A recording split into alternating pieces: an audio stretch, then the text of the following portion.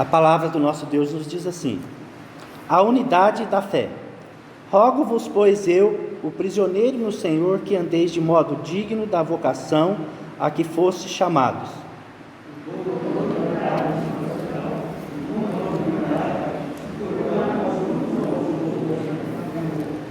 Esforçando-vos diligentemente por preservar a unidade do Espírito no vínculo da paz.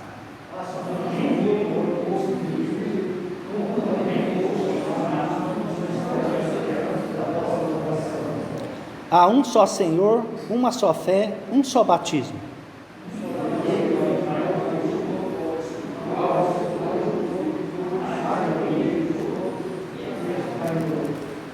E a graça foi concedida a cada um de nós, segundo a proporção do dom de Cristo.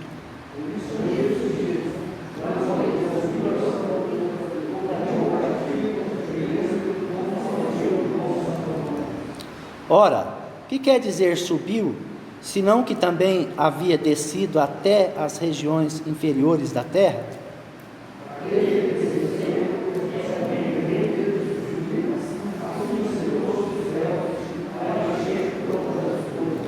E ele mesmo concedeu uns para apóstolos, outros para profetas, outros para evangelistas e outros para pastores e mestres.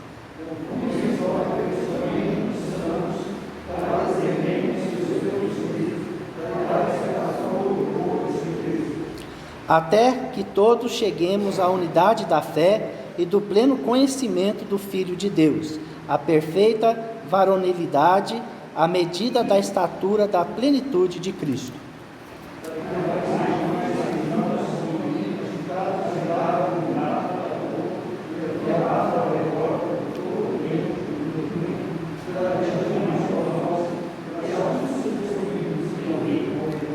Mas, seguindo a verdade em amor, cresçam em tudo naquele que é o cabeça, Cristo.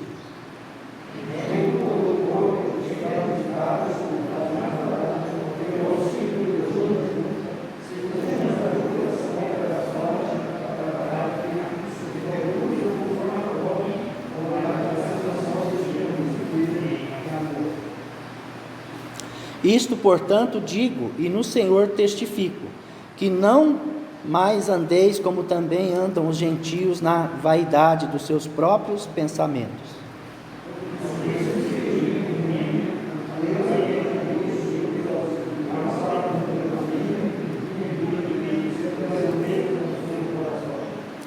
Os quais, tendo se tornado insensíveis, se entregaram à dissolução, para com avidez cometerem toda a sorte de impureza. Se é que de fato tendes ouvido e nele foste instruído segundo é a verdade em Jesus.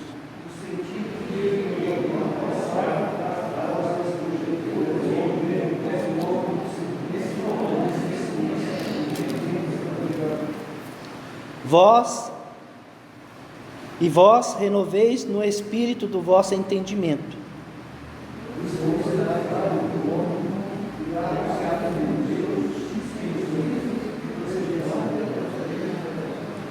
Por isso, deixando a mentira, fale cada um a verdade com o seu próximo, porque somos membros uns dos outros.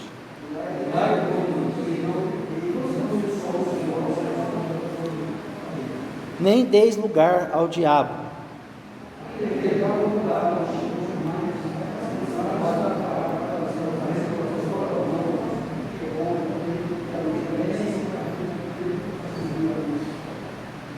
Não saia da vossa boca nenhuma palavra torpe, e sim unicamente a que for boa para edificação, conforme a necessidade, e assim transmita graça aos que ouvem.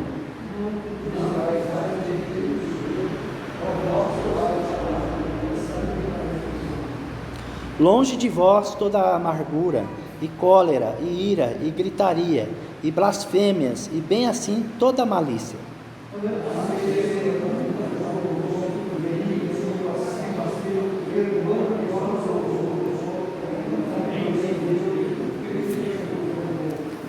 Amém. Que Deus possa nos abençoar nesta manhã e que Ele possa edificar as nossas vidas através da Tua Palavra. Amém, meus irmãos? Nós vamos dar continuidade ao nosso estudo. E qual que é o alvo da lição, né? Semana passada a gente falou sobre isso. Deus quer nos ensinar que nós devemos entender o que é igreja e o que é uma igreja saudável, uma igreja que demonstra maturidade, unidade, serviço e crescimento. Identificar-se, né, e ter características de sua igreja, da doutrina também, demonstrando e quais delas precisa desenvolver mais. Então nós precisamos, né, de olhar as características da nossa igreja e pedir para Deus sabedoria para que nós possamos, né, ter o entendimento do que a igreja precisa mais, né? É isso que Deus quer falar para nós. Almejar, desenvolver a maturidade cristã descrita em Efésios, concretizar-se da diversidade dos dons e de seu propósito no serviço de Cristo Jesus, da igreja. Sensibilizar-se com a necessidade de crescer no conhecimento de Cristo, no zelo da sã doutrina, na verdade e no amor.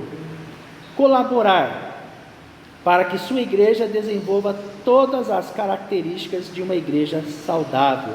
Então, a palavra de Deus nos ensina que nós precisamos de buscar conhecer as necessidades da nossa igreja, as características que nós temos, né?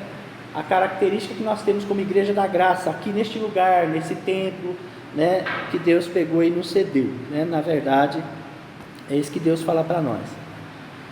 Outra coisa que Deus quer ensinar para nós é quais as características que uma igreja sadia deve demonstrar, né? O nosso testemunho, a nossa vida com Deus, o nosso caminhar com Deus, o nosso falar com Deus, a nossa intimidade com Deus. Então nós precisamos de pegar e ser uma igreja que demonstra relacionamento com Deus. É o nosso relacionamento com Deus, a nossa vida com Deus, né? A nossa comunhão com Deus, na verdade, é que vai dar testemunho da igreja que nós somos e do templo que nós somos, do lugar onde nós congregamos, do lugar onde nós aprendemos da palavra de Deus. Então, essas são características que identificam, né, a nossa igreja. A nossa igreja ela é identificada através das nossas vidas, como que nós agimos, como que nós pensamos, como que nós fazemos as coisas, né? Nós devemos buscar sabedoria em Deus para poder realizar os trabalhos na igreja, buscar em Deus sabedoria para desenvolver algo que seja necessário aqui nesta igreja, né? O ano de 2020 foi um ano muito, né, atípico para nós da Igreja da Graça, não só para nós, mas para todas as igrejas, né, do Brasil, em relação a ser igreja presbiteriana do Brasil e igreja local também, né? A nossa igreja local, né, graças a Deus, por exemplo, que Deus nos conservou, Deus sustentou a sua igreja, Deus com o seu braço forte, né, colocou nos nossos corações o desejo de cultuar a Deus com todas as dificuldades, de cultuar a Deus através, né, dos estudos, do culto realizado virtualmente, né, através do YouTube, do WhatsApp. Então Deus, Ele moveu a nossa igreja, embora pareça, né, nós até, né, pensamos assim, poxa vida, o ano de 2020 foi um ano muito ruim, né? Nós não trabalhamos, né? nós não trabalhamos fisicamente, nós não estivemos juntos em comunhão fisicamente, mas Deus não deixou de trabalhar nas nossas vidas em relação à crise que nós estamos vivendo, em relação à igreja estar com as portas fechadas, nesses, né, 7 meses que nós ficamos, né, com o nosso templo fechado às portas.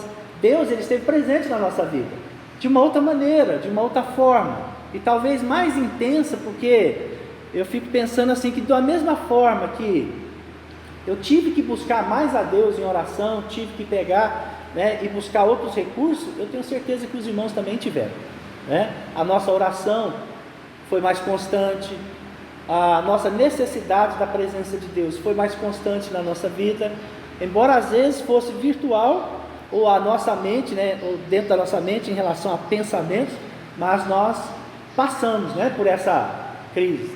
E o que é, né, ruim é que ainda não acabou. E que, né, o que nós estamos vendo nos outros países é que a segunda onda ela está voltando. E é muito perigoso, porque eu estava vendo a reportagem essa semana, é que pessoas que já tiveram o coronavírus, né, o Covid-19, né, elas estão pegando de novo. E para essas pessoas pegarem o coronavírus de novo, meus irmãos, o que acontece? Ele teve uma mutação, ele é mais forte. Porque quem pegou já era para estar imune, mas não está. Por quê? Porque houve uma mutação, uma transformação nesse vírus. E é por isso que quem pegou está pegando de novo. Agora imagina aquelas pessoas que não pegaram, as pessoas que estão, né, com imunidade baixa. É mais perigoso ainda, né? Se a gente não tomar cuidado, podemos ser levados a óbito, porque nós, né, como algumas pessoas não passaram por esse processo de contrair o vírus, pode ser que venha um vírus novo, né, transformado, mutante, que venha fazer um estrago muito grande nas nossas vidas físicas, né, como eu falei, que pode até levar a óbito. Mas a palavra de Deus nos ensina aqui nesse texto que a nossa fé é que deve nos guiar, é a nossa fé que deve nos fortalecer para que nós possamos ter energia suficiente e ter força para poder pegar e enfrentar, né, essa nova onda que, né, os médicos, os cientistas estão dizendo que vem por aí.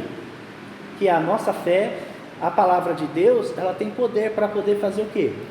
Né? Nos curar, nos proteger, nos dá para nós imunidade diante dos desafios que nós ainda vamos enfrentar. Nós não sabemos quando vai acabar, nós sabemos que começou, e quando vai acabar? Ninguém sabe, né?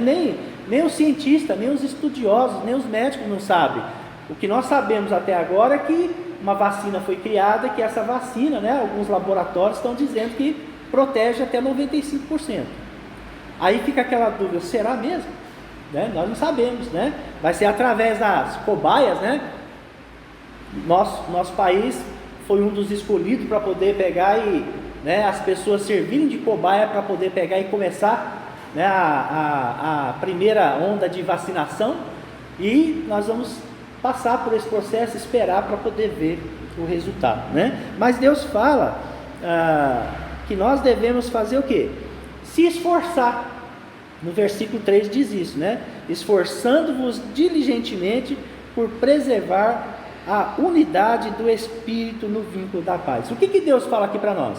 Deus fala que nós devemos ter paz no coração, confiar nele, né, que tudo está nele. A cura está em Deus, o desenvolver dos experimentos dessa vacina, tudo está nas mãos de Deus. Deus está no controle. Nós não podemos relaxar, né? Nós devemos tomar cuidado, não relaxar, para poder fazer o quê? Para, né, Deus mostrar para nós que Deus está fazendo a parte dele, mas nós temos que fazer a nossa. Cada um de nós tem que cuidar de nós mesmos, né? Nós temos que pensar em nós primeiro. Eu tenho que pensar em mim primeiro, e depois assim pensar em quem está do meu lado, meu filho, a minha filha, o meu pai, a minha mãe, e assim por diante, né? Se cada um cuidar de si, se proteger, né, Deus vai fazer a parte dele, né? Na verdade, Deus vai pegar e vai nos guardar. Aqui há momentos que não tem como a gente fugir, né?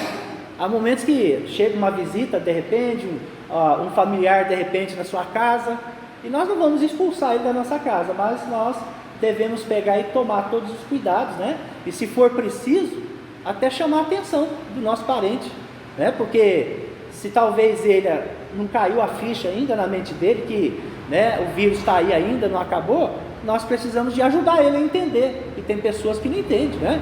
Tem pessoas, a gente vê aí, né, nos eventos que está acontecendo aqui em Uberlândia, é um absurdo. As pessoas tá indo, né, em tudo quanto é lugar, em festas, eventos, sem usar máscara, né, bebendo, todo mundo amontoado, comendo junto, né, comendo coisa que outra pessoa já pôs a mão, né? Então nós temos que tomar cuidado.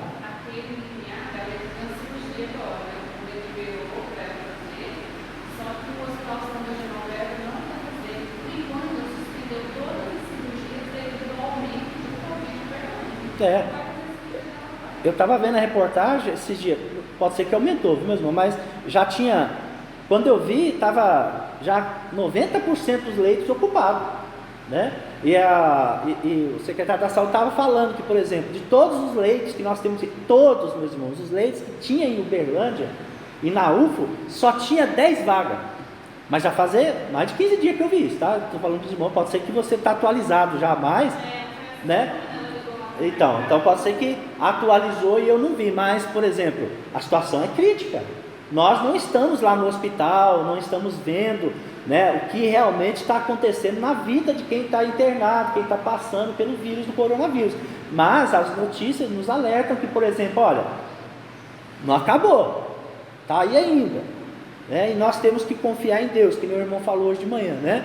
Agora de manhã na escola dominical. Muitas pessoas, elas trabalham, elas saem, elas vão no restaurante jantar, às vezes vai comer um lanche, às vezes, por exemplo, está com os amigos em grupo, né? E às vezes não está percebendo que, por exemplo, está correndo um risco grande. Por quê? Porque não acabou, né? O coronavírus está aí. E se Deus não tiver misericórdia, ele pode ter uma mutação nele e o vírus vir muito mais forte, muito pior, e trazer a morte de milhares e milhares de pessoas. Então nós precisamos de pegar e tomar cuidado com isso. Mas nós precisamos de crer, né, que se nós tivermos paz no nosso coração, Deus ele vai estar, né, fazendo o quê? Aqui falar para nós, Deus, por preservar, Deus vai preservar a sua igreja, meus irmãos, né? Preservar a unidade do Espírito no vínculo da paz. Então Deus ele vai preservar. Preservar é fazer o quê?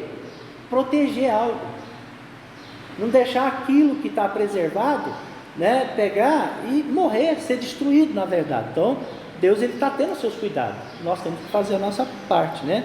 Na verdade, né? Então, meus irmãos, eu falei semana passada, mas eu vou relembrar os irmãos, né? Podemos dividir, né, o Efésios em duas partes, né? Eu falei para os irmãos semana passada. O capítulo de 1 a 3 fala sobre a doutrina de Deus. Quem é Deus? O que Deus fez teologicamente pela sua igreja. Então, por exemplo, né, capítulo primeiro, né, de 1 a 3 fala sobre o que Deus fez teologicamente, teofanicamente, né? Deus fazendo, Deus agindo, Deus operando, Deus atuando, na verdade. E o capítulo de 4 a 6 fala sobre o que nós devemos fazer, como que nós devemos viver diante de Deus, como que nós devemos dar testemunho do nosso Deus, e também fala o que nós devemos fazer, né? O que nós estamos fazendo, por exemplo, agora, neste momento, em relação à pandemia, em relação ao Covid-19, como que nós estamos agindo, como que nós estamos protegendo a nossa família, como que nós estamos agindo em relação aos nossos amigos, colegas, né, aos nossos vizinhos, qual tem sido a nossa atitude como igreja do Senhor, né, que é o Deus zeloso, cuidador de todas as coisas. Muitas vezes, né, acontece que nós, né, não entendemos que nós temos que ser testemunho para as pessoas lá de fora, para o nosso vizinho, para o nosso amigo, para a nossa amiga, né, em relação a esse momento do Covid-19. Nós precisamos dar testemunho, nós precisamos de pegar e colocar na cabeça das pessoas: olha, eu gostaria muito que você viesse da minha casa, mas neste momento é um momento que é ruim, é um momento que não iria fazer talvez bem para você, para sua família, para minha família. Você tem que se proteger, e você tem que proteger também, né, quem está próximo de você, né? Então isso é importante. Não estou falando que nós devemos pegar e se isolar e ficar numa redoma, né, e resguardar lá dentro e não conversar com as pessoas, não ver as pessoas. Não estou falando isso. É se proteger o máximo possível e mostrar para eles que nós somos igreja e que Deus ele quer que nós venhamos a ter zelo. O que Deus fala? Que o nosso corpo é o templo do Espírito Santo de Deus, não é? Então eu tenho que cuidar desse corpo, eu tenho que cuidar dessa mente, eu tenho que cuidar desse coração, eu tenho que cuidar dessa saúde minha. Então, na verdade, o que Deus está falando? Olha, você tem que cuidar do seu corpo, porque o corpo seu é o templo do meu Espírito Santo. Então você tem que ter zelo por ele, tem que cuidar dele, você tem que amar você tem que amar o seu corpo, você tem que amar, porque se nós não nos amarmos, meus irmãos, aí vira bagunça, né? Vai virar um problemão na nossa vida, na verdade, né? Então nós temos que ter isso no nosso coração, né? Na verdade, né? Então isso tem que fazer parte da nossa vida, né? Então nós vamos dar continuidade, né?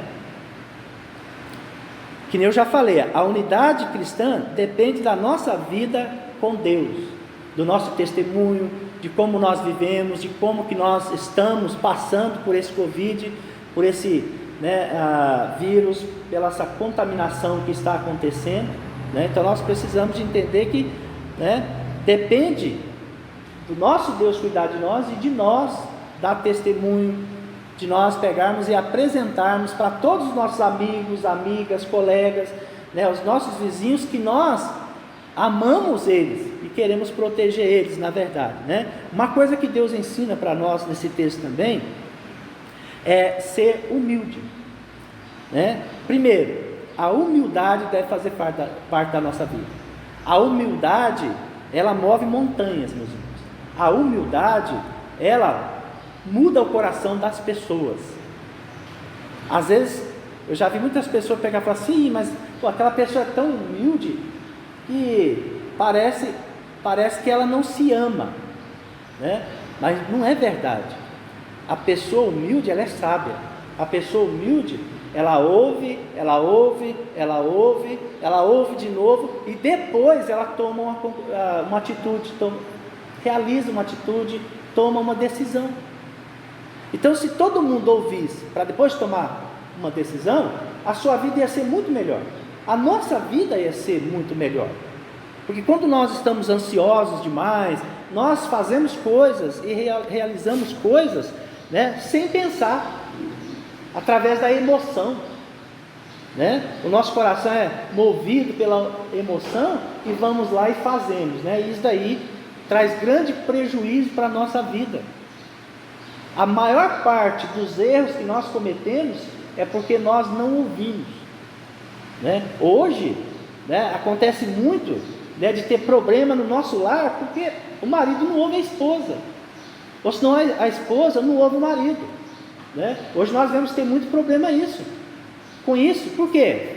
Às vezes a esposa trabalha, o marido trabalha, os dois são um só. Em vez dos dois sentar na mesa, ver todo o orçamento da família, os dois é um só. Vamos ver todo o nosso orçamento? Quanto de dívida que a gente tem para pagar, se vai sobrar alguma coisa, se vai dar para poupar alguma coisa, se nós podemos investir em alguma coisa. O marido e a mulher conversar, ter diálogo, e depois pegar e fazer projetos. Nós precisamos de ter projetos, né? Eu já falei isso na igreja. Se nós não tivermos, meus irmãos, projeto em relação à nossa vida de casal, marido e mulher, nós já estamos mortos, né? O casal tem que pensar junto, tem que sonhar junto, tem que realizar coisas junto, né? Isso que eu falo não é pensar só no marido e na mulher, não. Pensar nos nossos netos, pensar nos nossos filhos. Família é todos, a família engloba todos. A família não é só eu e a minha esposa, é o meu filho, a minha filha, né? A minha esposa que está do meu lado, o meu marido que está do meu lado. Então, muitos conflitos iam deixar de existir se tivesse diálogo, se tivesse o quê? Humildade. Porque uma pessoa humilde, ela escuta, e se for preciso, porque às vezes a outra pessoa não entendeu. Você sabia que às vezes você fala algo para alguém, não estou falando em casa para a esposa não, para um amigo seu, um colega seu que você encontrar na rua, um colega que às vezes você pega e conversa sempre com ele. Sabia que às vezes você explica para a pessoa uma coisa e ele não entende o que você explicou? Ele vai entender de outra forma, e ele vai ver aquilo que você explicou para ele de outra forma. Às vezes você quer ajudar a pessoa, e sabia que às vezes a pessoa vira um inimigo seu porque ela não entendeu que você queria ajudar ela. Mas às vezes sabe o que ela entendeu? Que você não concorda com ela. E na verdade, né, você não está falando que não concorda com aquela pessoa. Você está querendo mostrar para ela que tem outra opção, e que a outra opção pode ser melhor, né? Então, quando a pessoa é humilde, ela faz o quê? Ela escuta, ela ouve, e depois ela pensa, e depois o que ela vai fazer quando ela é humilde? Ela vai pegar e fazer o quê? Colocar em prática. Aí depois você vai agir, né? O certo é fazer isso, agir na hora certa, e não com o coração cheio de ansiedade, ou senão nervoso. Na verdade tem tempo para tudo, né? Eclesiastes capítulo 3 fala sobre isso. Há tempo para tudo, e há tempo para chorar, né? Há tempo para colher aquilo que você plantou, né? Há tempo que você tem que jogar fora. Sabia que existe vezes que você tem que pegar e recusar algo que parece que vai ser bênção na sua vida, você vai ter que recusar aquilo e jogar fora, porque aquilo dali, a primeira impressão é que vai ser bom, mas na verdade aquilo pode ser algo ruim, algo muito ruim na sua vida, e que vai trazer um desgaste, uma tristeza muito grande, não? Então, meus irmãos, olha só, uma pessoa humilde, né, ela faz o quê? Ela não pensa somente em si mesma. Uma pessoa humilde, ela não pensa, né, vamos pensar assim no seu umbigo, em você mesmo. Uma pessoa humilde, ela pensa naquilo que é mais além, né? Olha só, a pessoa não pensa em si mesma, mas ela pensa além do que é. Olha só que coisa importante, você pensar lá na frente, né? Então, por exemplo, lá em Romanos capítulo 12, versículo 3, vamos dar uma olhada lá? Romanos capítulo 12, eu molhei ela, estou querendo gastar ela até o final. Romanos capítulo 12, versículo 3, né? Olha só o que fala: e não vos conformeis com este século, mas transformai-vos pela renovação da vossa mente. O que está falando aqui? Que a minha mente tem que ser renovada, que a minha mente tem que ter uma visão à frente, né, do que é na verdade. Então, não vos conformeis com este século, mas transformai-vos pela renovação da vossa mente.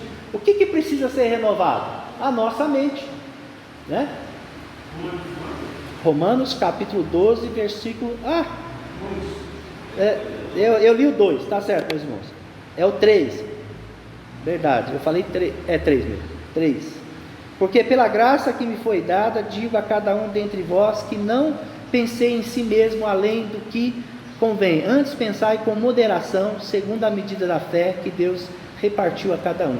Ainda bem que os dois versículos, né, ele contradiz um com o outro, né? Mas na verdade, o que está dizendo no 3, diz no 2 também, né? A minha mente tem que ser uma mente transformada, né? Para que experimenteis, versículo 2, qual seja a boa, agradável e perfeita vontade de Deus. Então, na verdade, eu preciso fazer o quê? Né? Eu preciso de pegar e pensar, e a minha mente tem que trabalhar.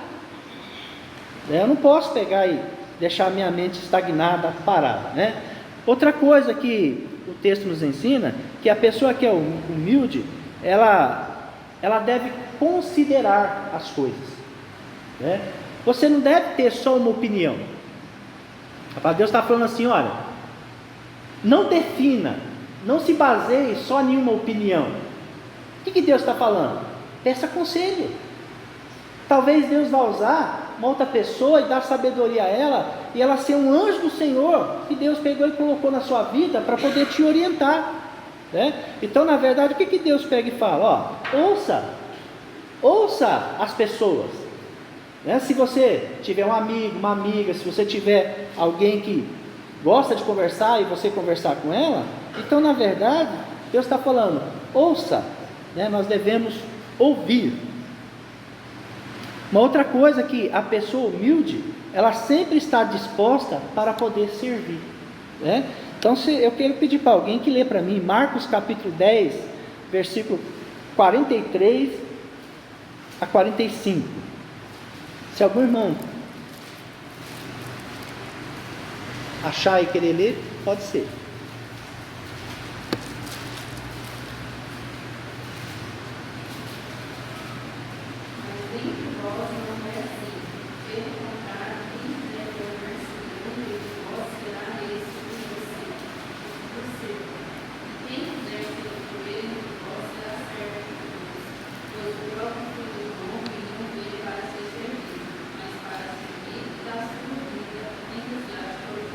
né? Então o que Deus pega e fala na tua palavra, o que Deus quer ensinar para nós?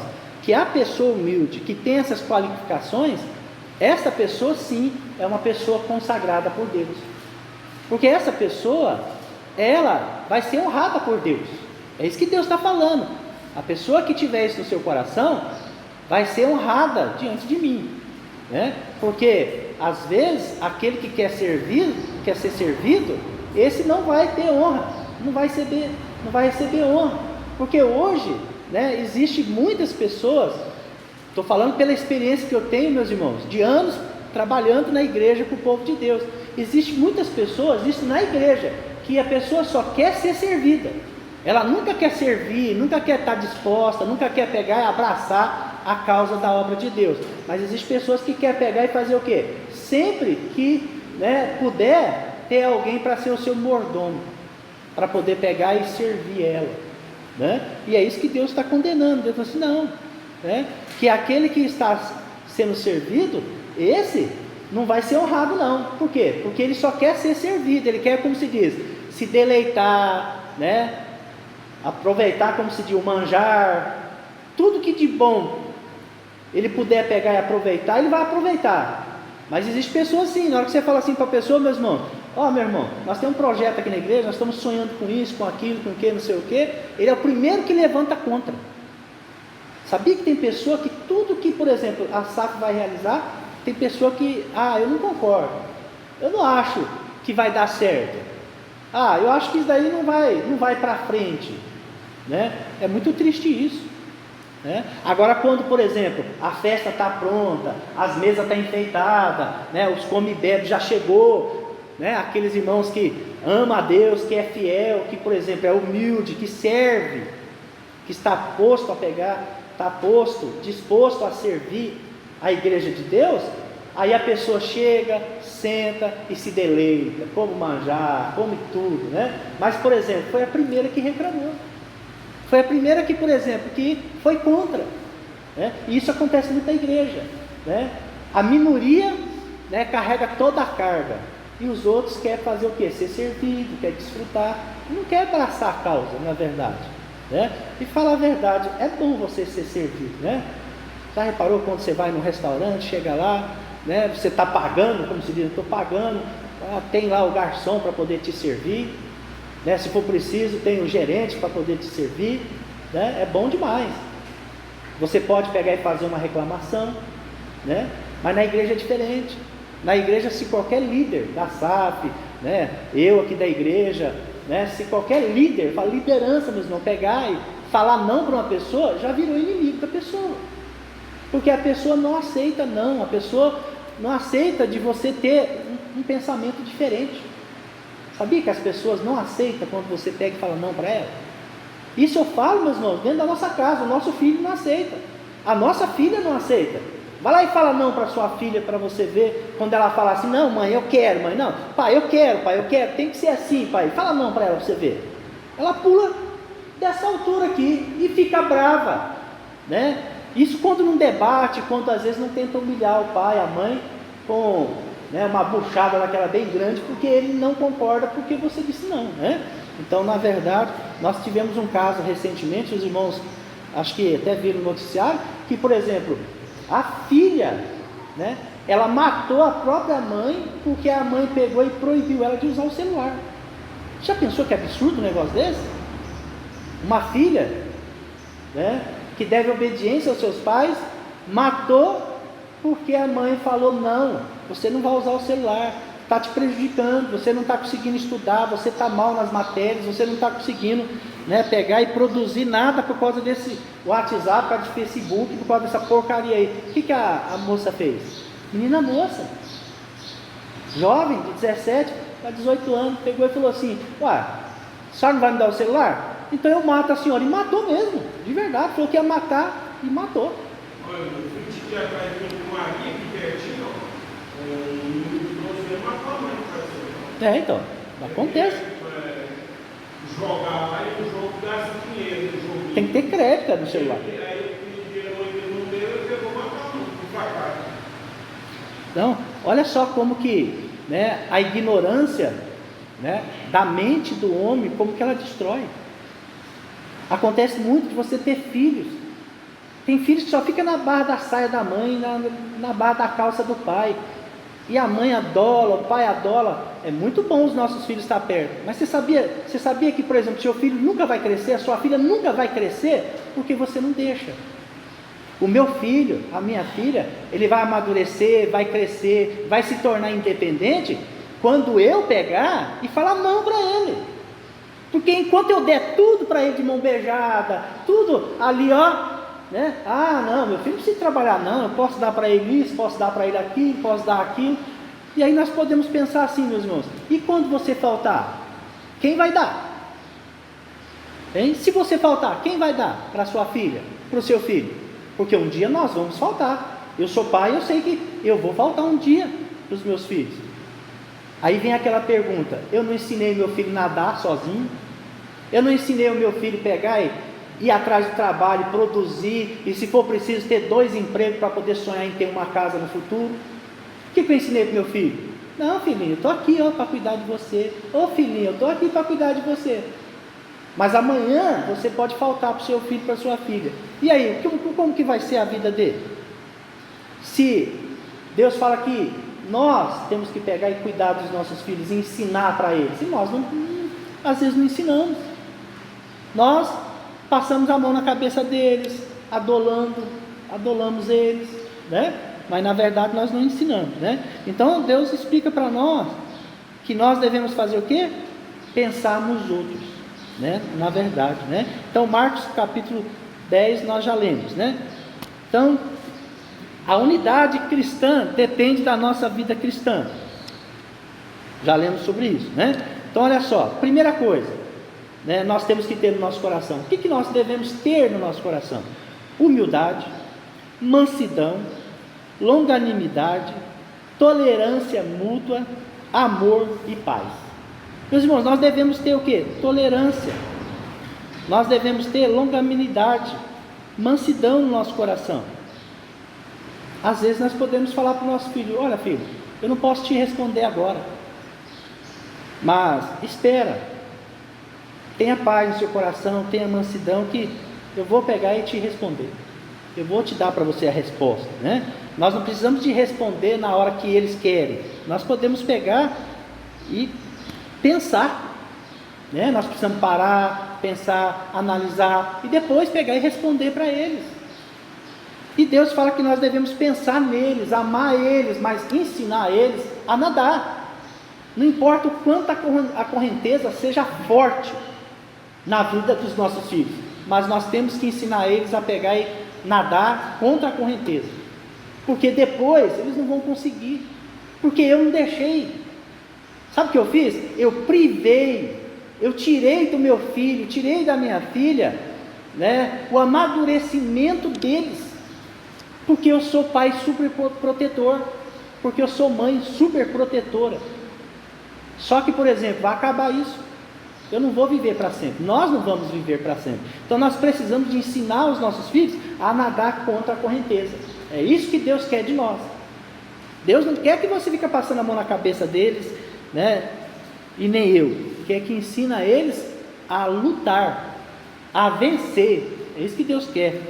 Porque se você não ensinar o seu filho a pescar, ele não vai aprender a pegar e pegar o próprio peixe para ele comer. Ele vai querer ser só servido, que você pegue, vai lá, pesca o peixe, aí você vai pegar e limpar o peixe, porque ele não quer pegar e sentir aquele mau cheiro das tripas do peixe, da sujeira do peixe. Ele quer fazer o quê? Ele quer que você seja mordomo dele, que você vai lá e põe no pratinho frito, temperado, bonitinho, e a pessoa só come. Agora vamos falar a verdade, quem não quer? Quem de nós aqui não quer pegar e pegar e tá tudo prontinho no prato, só para você pegar e degustar, sentir o sabor? Qualquer um de nós quer, né? Qualquer um de nós quer, né? Então, meus irmãos, a aplicação para hoje. Qual que é a aplicação para hoje? Paulo, né, nos convida através do livro de Efésios a poder pegar e ter uma experiência com Deus madura. E os nossos filhos, a nossa família, conhecer através da nossa vida, do nosso testemunho, né, a necessidade de mudança. E o que vai fazer mudar né? É o nosso diálogo, a conversa, para poder colocar na mente dos nossos filhos, do nosso amigo, de quem for, né? A necessidade de que o mundo não é todo colorido, tudo cor-de-rosa, não. Que o mundo é um lugar onde é duro de viver nele, né? Não é verdade? Ou alguém acha que é fácil viver neste mundo? Você não acha difícil ganhar o seu salário no final do mês? Não importa se você já aposentou, se hoje você desfruta da sua aposentadoria, mas você pagou um preço por isso. Não foi de graça. Você teve que trabalhar mais de 30 anos para poder hoje estar usufruindo, né? Disso agora. Não foi de graça que apareceu na sua vida. E o nosso filho precisa aprender isso, que no futuro, ele também, para poder pegar e desfrutar, ele vai ter que trabalhar, vai ter que se esforçar, vai ter que pegar, né? E usar a nossa vida como exemplo, na verdade, né? Como praticar o convite de Paulo? Andar de modo digno. Se eu andar de modo digno diante da minha família, da minha parentela, dos meus filhos, eles vão entender e eles vão aprender conosco. Mas muitas vezes nós queremos pegar e eu fico às vezes impactado, fico triste que tem pai que quer que o filho seja o que ele é. Não sei se vocês já viram isso daí. Não, eu quero que meu filho seja médico. Não, meu filho vai fazer medicina, meu filho vai ser doutor, vai ser não sei o quê. Mas será que é isso mesmo que ele quer? Será que o seu filho quer ser doutor de verdade? Ou às vezes ele não quer ser doutor, mas ele quer ser feliz. O importante é a felicidade do nosso filho, meu irmão. Às vezes o seu filho, ele quer ser um carpinteiro, e um bom carpinteiro, e ser reconhecido na profissão dele. Ele vai ser feliz. Mas ele não vai ser feliz sendo doutor, porque não era o sonho dele, é o meu sonho. Porque tem muito pai que às vezes, por exemplo, ele não conseguiu realizar o seu sonho, e ele acha que o filho dele nasceu, e que o filho dele vai ter que realizar o sonho dele. Seu filho, o meu filho, meus irmãos, não tem que realizar o meu sonho não. Ele tem que realizar o sonho dele, para ele ser feliz, porque senão ele nunca vai ser feliz, na verdade, né? Então, meus irmãos, das 6 virtudes que são a base da unidade cristã, qual é a mais difícil de ser praticada? E por quê? É uma pergunta para os irmãos, né? O que é mais difícil para nós como cristãos praticar, né? Na verdade, é isso que Deus quer mostrar para nós, né? A unidade cristã surge da unidade do nosso Deus. É interessante, o nosso Deus, ele é o quê? Todo mundo sabe, né? Nosso Deus, ele é o quê?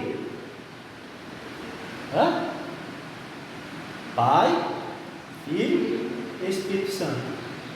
Uma unidade. Todos eles são um.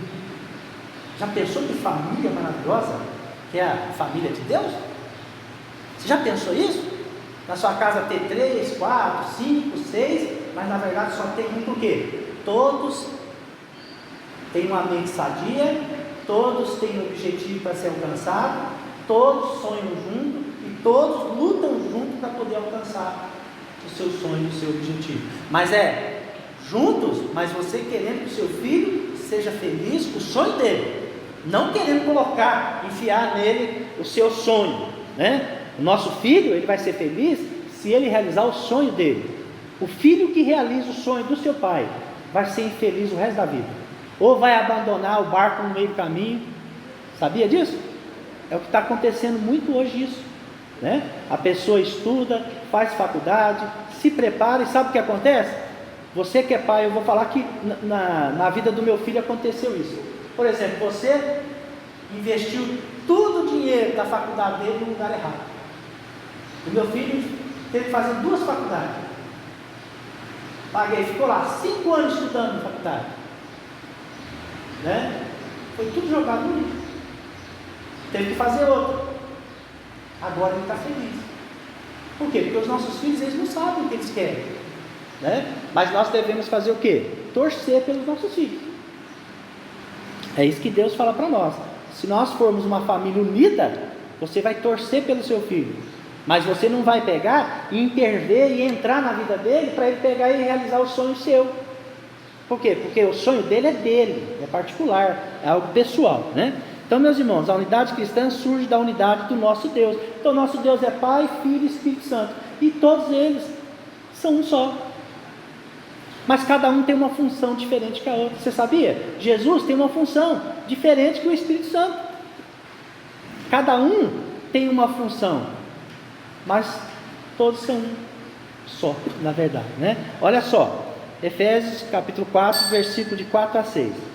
Há um só corpo, porque há um só Espírito, há uma só esperança, uma só fé e um só batismo, porque há um só Senhor, há uma só família. É interessante, há uma só família. Então não importa se na sua casa é 4, 5, 6, 7, 8, não importa, é uma família só, né? Que abrange a todos, porque todos são um, como a unidade de Deus, da mesma forma, né?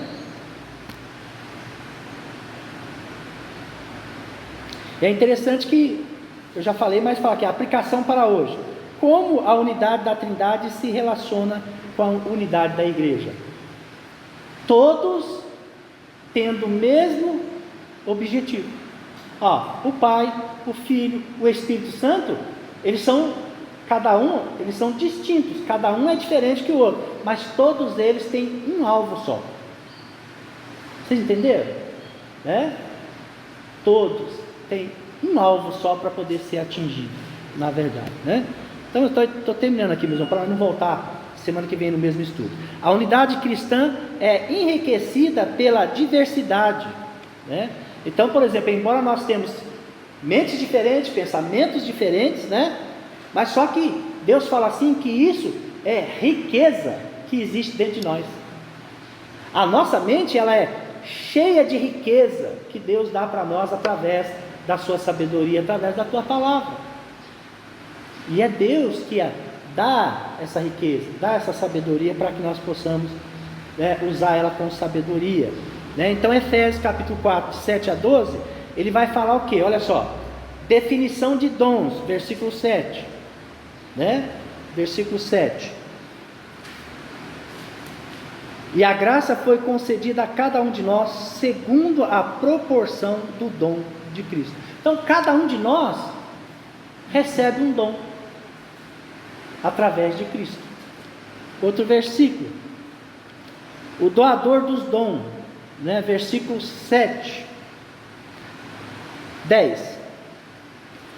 Ora, que quer dizer subiu, senão que também havia descido até as regiões inferiores da terra? O que quer dizer aqui? Que Deus, ele foi conhecer o seu inimigo, ele foi conhecer o habitat dele, que era o inferno. É por isso que nós devemos ter objetivos, mas nós devemos pegar e conhecer, né, o caminho onde que é necessário caminhar nele para poder atingir o objetivo, para chegar ao objetivo final, na verdade, né? A natureza dos dons, versículo 11. E ele mesmo, né, Deus, concedeu uns para apóstolos, outros para profetas, outros para evangelistas, outros para pastores e mestres, né? Aqui, né, mas diáconos também, né? Então aqui são toda a liderança da igreja, inclui os diáconos também.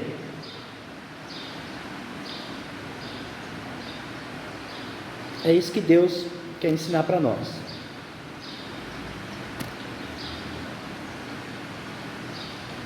A unidade cristã é enriquecida pela diversidade de dons, isso eu já li.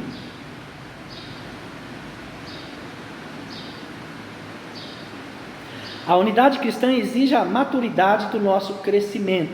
Efésios capítulo 4, versículo de 13 a 16.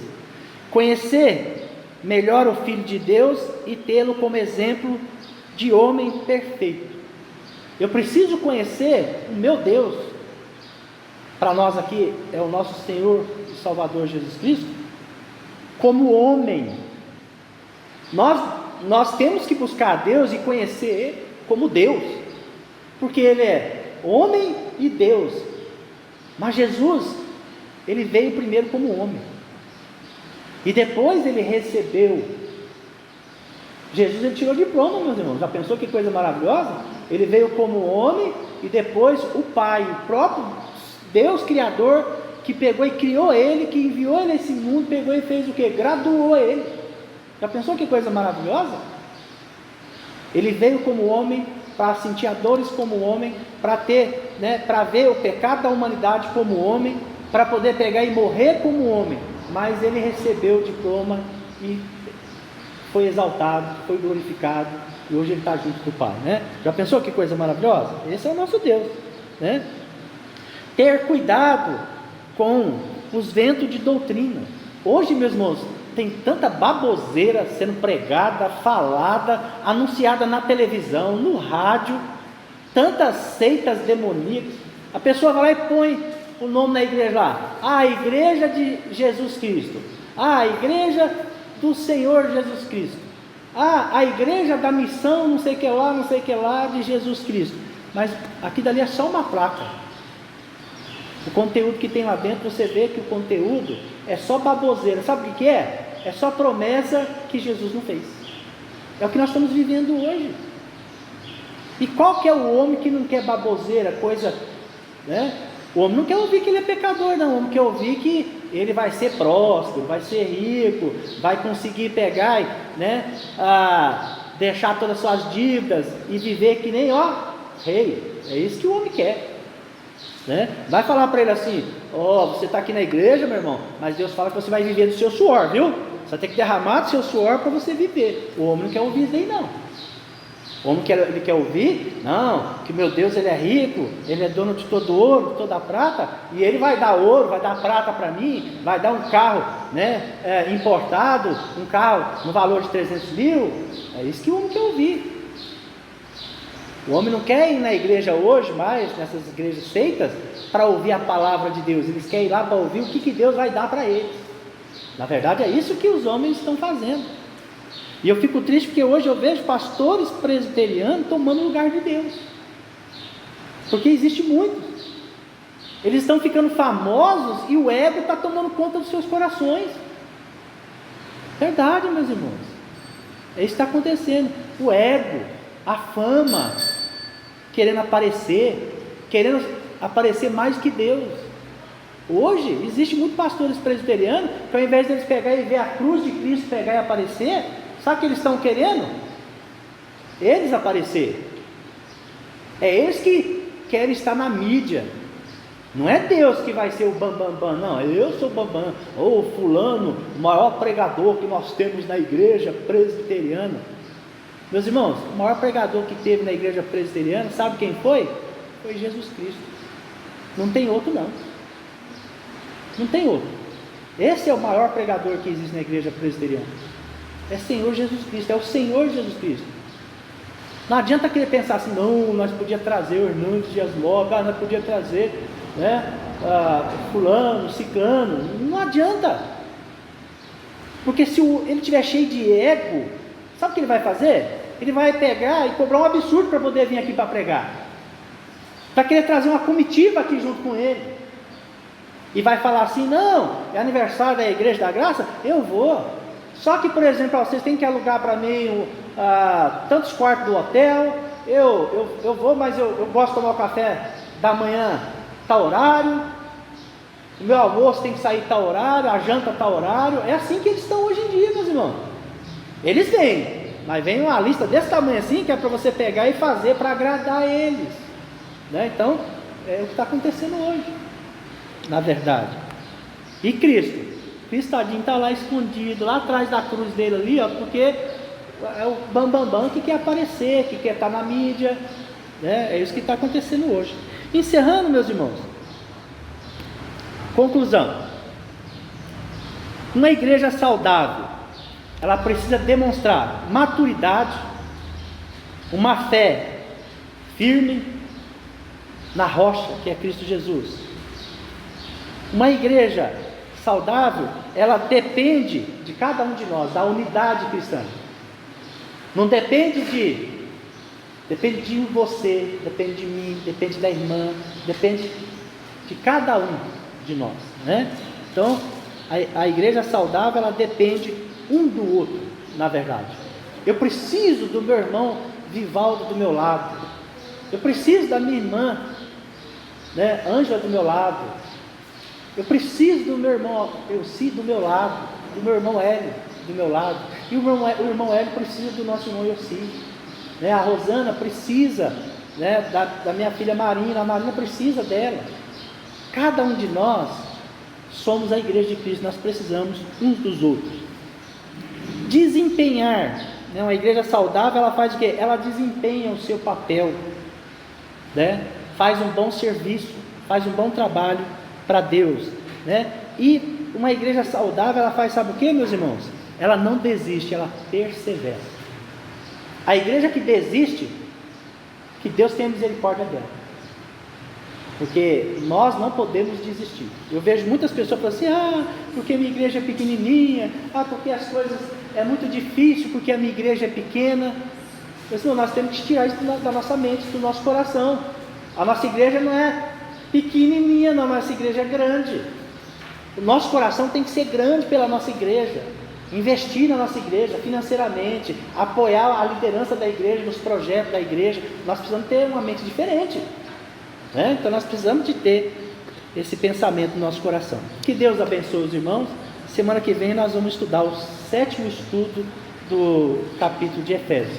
Passa a palavra para o nosso irmão Delci.